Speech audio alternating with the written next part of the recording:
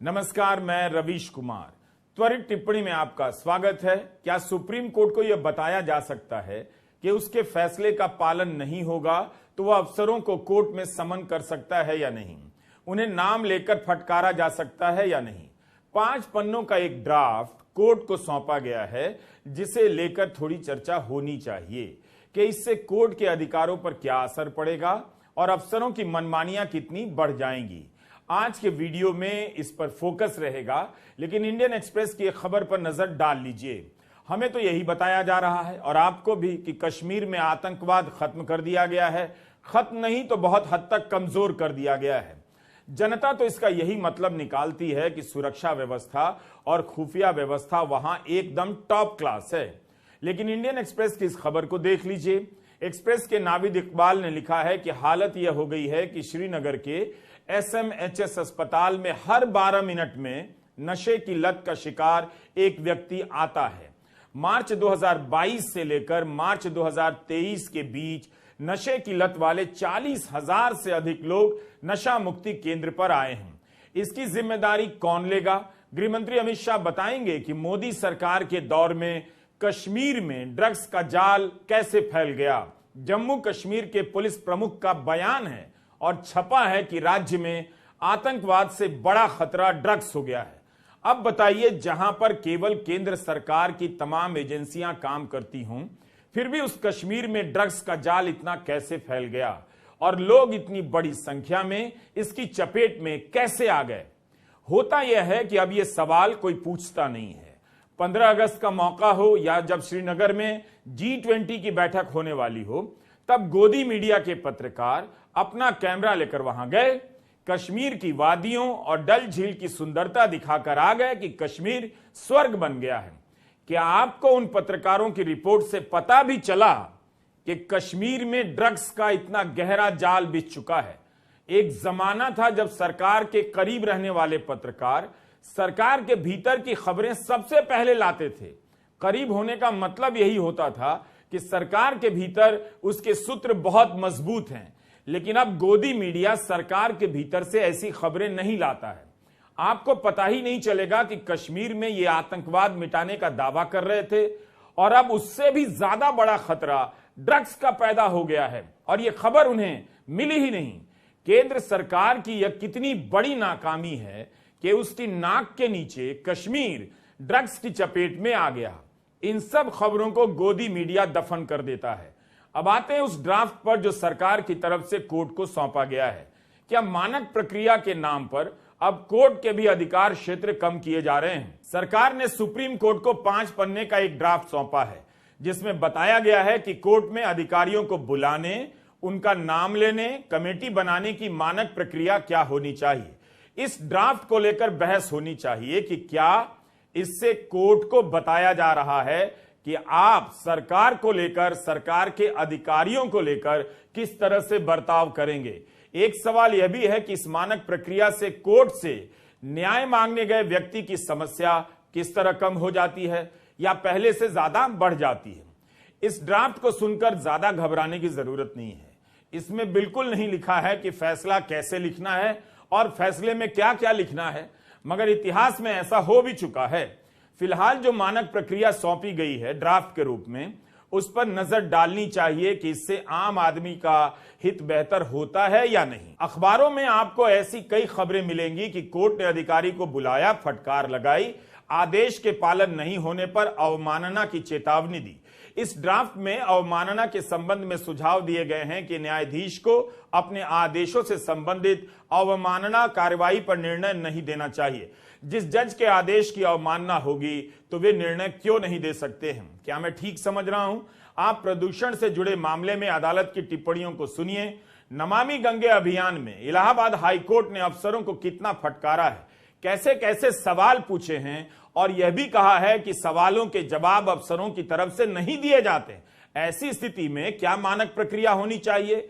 क्या यह सब अब सरकार के हिसाब से होगा कि नाम मत लीजिए, कोर्ट में मत बुलाइए, फिर कोर्ट के सामने क्या मंत्री जी हाजिर होने वाले हैं?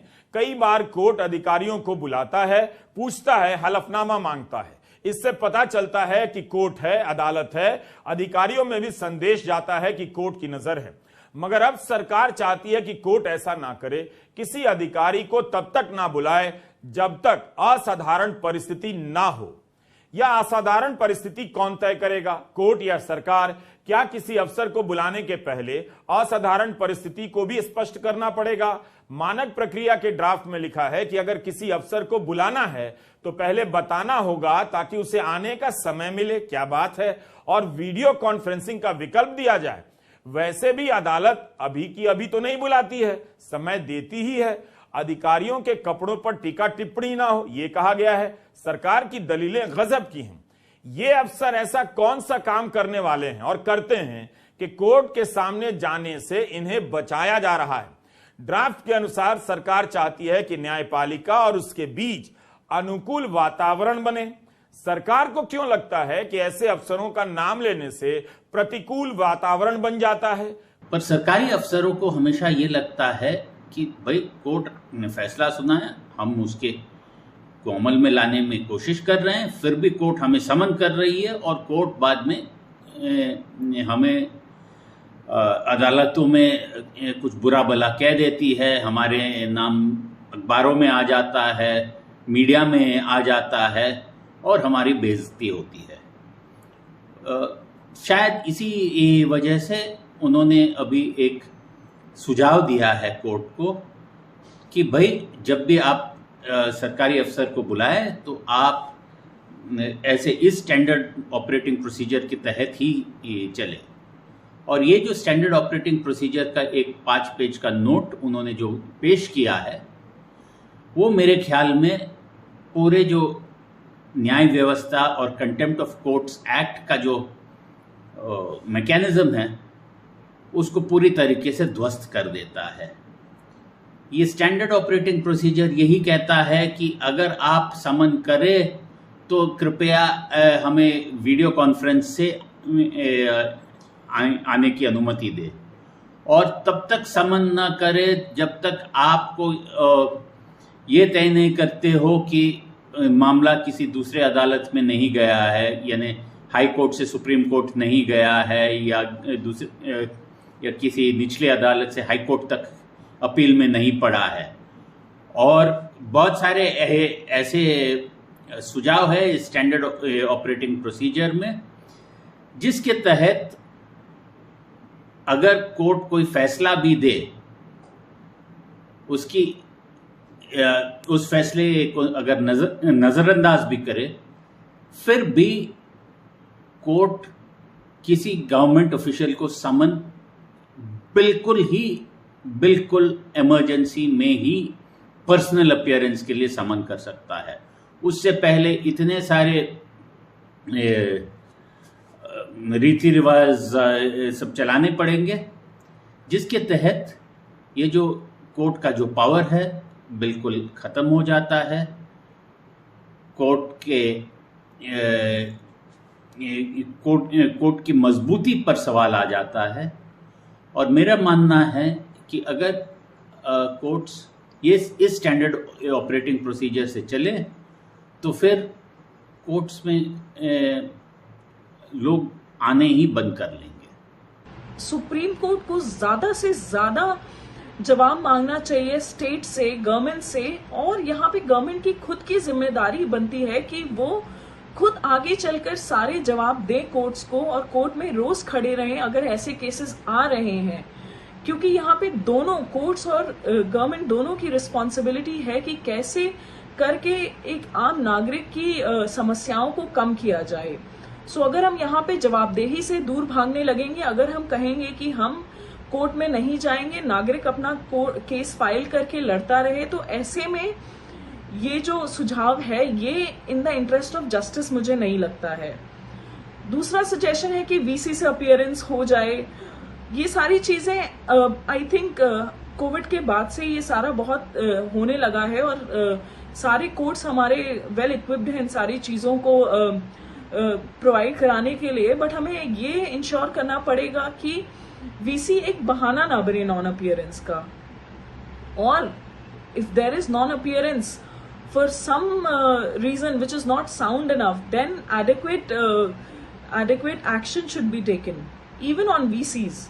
कोर्ट से उम्मीद की जाती है कि किसी अधिकारी का नाम मत लीजिए। बाद में आपसे या पत्रकारों से भी कहा जाएगा कि जब कोर्ट ने नाम लेना बंद कर दिया है तो आप भी अखबारों में नाम मत लीजिए कि इस विभाग का प्रमुख कौन है, सचिव कौन है। आखिर इन पदों पर बैठे लोग क्यों अपना नाम छिपाना चाहते हैं? क्या वे जवाबदेही से भाग रहे हैं? अधिकारी का नाम लिया ही जाना चाहिए। कई बार अधिकारी को तलब करना बहुत जरूरी हो जाता है। सुप्रीम कोर्ट ने मणिपुर के मामले में सुनवाई के दौरान जब यह सब देखा कि हजारों की संख्या में एफआईआर हुई है और कार्रवाई के नाम पर कुछ भी नहीं हुआ है, कुछ ही केस में गिरफ्तारी हुई है, तब अदालत ने कहा कि ऐसा तो लगता ही नहीं कि राज्य में कानून व्यवस्था नाम की कोई चीज बची है। इसके बाद कोर्ट ने मणिपुर के पुलिस प्रमुख को हाजिर होने का आदेश दिया और उन्हें हाजिर होने के लिए समय भी दिया।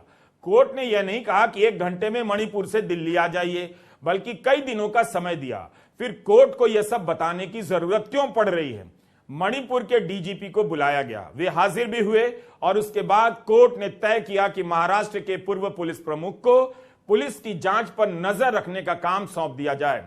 तो क्या इसके लिए सरकार अब बताएगी कि कोर्ट कैसे बुलाए, कब बुलाए और किस तरह से बुलाए?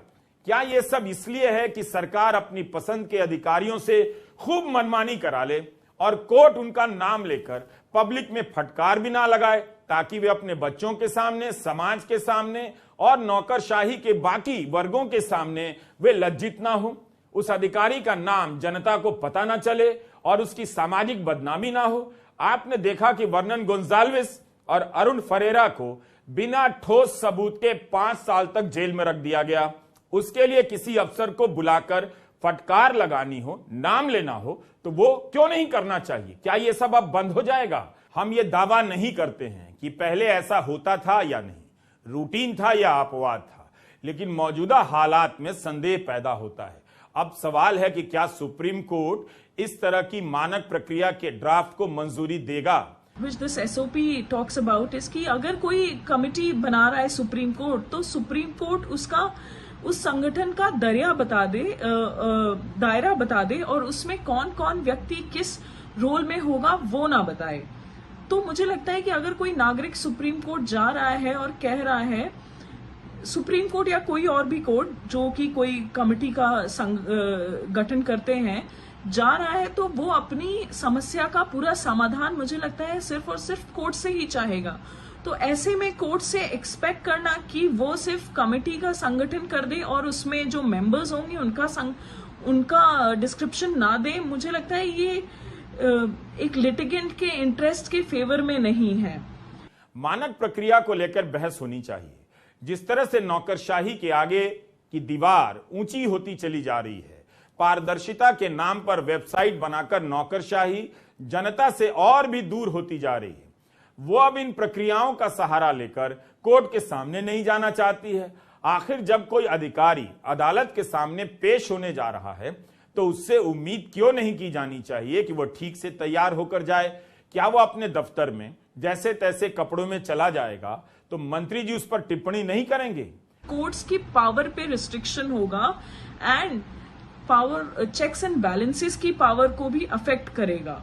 बहुत इसमें शुरुआत की गई है कि कैसे सिविल सर्वेंट्स को कोर्ट में पेश होना चाहिए। मेरा मानना है कि अगर कोर्ट में कोई भी पेश हो रहा है, चाहे एक वकील के तौर पे मैं या कोई मुकदमेबाज के तौर पे या कोई अथॉरिटी पेश हो रही है, कोई अफसर पेश हो रहे हैं, सबको एक डिसेंट यूनिफॉर्म क्लोथिंग में पेश होना चाहिए।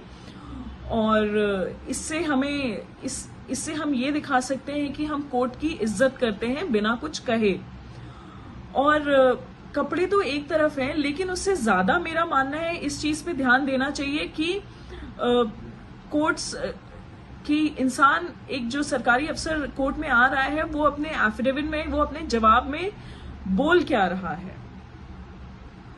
इतने सारे पेंडिंग केसेस हैं, मुझे लगता है कि अगर हम सबकी इंडिविजुअल रिस्पॉन्सिबिलिटी नहीं सेट करते हैं, इवन पब्लिक सर्वेंट्स की इंडिविजुअल रिस्पॉन्सिबिलिटी नहीं सेट करते हैं, उन पे एफिडेविट से आंसर्स नहीं लेते हैं, तो एक नागरिक का केस रिले रेस की उस बैटन के साथ हो जाएगा जो एक खिलाड़ी के हाथ से दूसरे खिलाड़ी के पास जा रहा है और उसका कोई समाधान नहीं होगा। कोर्ट को ये लगता है कि कोई सरकारी अफसर उसके जो फैसले हैं उस पर अमल नहीं कर रहा है या उस पर काम नहीं कर रहा है, तब कोर्ट के पास ये हक है कि सरकारी अफसर को कोर्ट में बुलाए, कोर्ट में समन करे और उनसे जवाबदेही ले कि उनके आदेश का पालन क्यों नहीं हुआ है। और अगर कोर्ट ये इस फैसले पे पहुंचता है कि ये जबरदस्ती उनके आदेश के उल्लंघन हुआ है, तब कोर्ट उस अफसर को सजा भी सुना सकती है। अफसरों को अदालत से बचाने के लिए मानक प्रक्रिया के इस प्रस्ताव पर पर्याप्त बहस होनी चाहिए।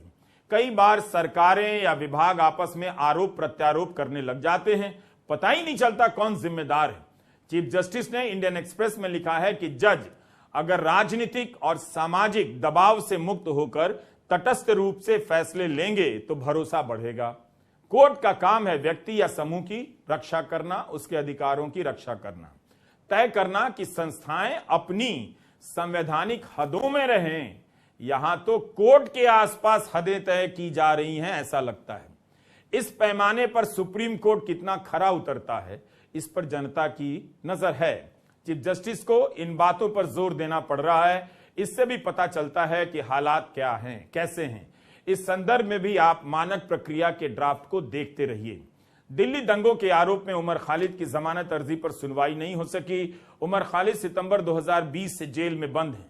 सुप्रीम कोर्ट ने 2 हफ्ते के बाद की तारीख दी है। तीसरी बार सुनवाई स्थगित हुई। पिछले साल दिल्ली हाई कोर्ट ने जमानत देने से इनकार कर दिया। तब से यह मामला सुप्रीम कोर्ट की सुनवाई और फैसले का इंतजार कर रहा है। CSDS का सर्वे आया है कि 15 से 34 साल के 3 युवाओं में से एक बेरोजगार। 2016 के सर्वे की तुलना में 18% अधिक युवा मानते हैं कि बेरोजगारी देश की सबसे बड़ी समस्या है। गोदी मीडिया तो इस पर चर्चा नहीं करेगा, वो एंटी मुस्लिम चर्चाओं में देश को भटकाता रहेगा।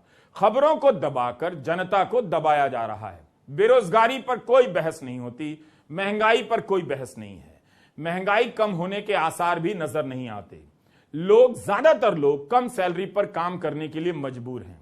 नमस्कार, मैं रवीश कुमार।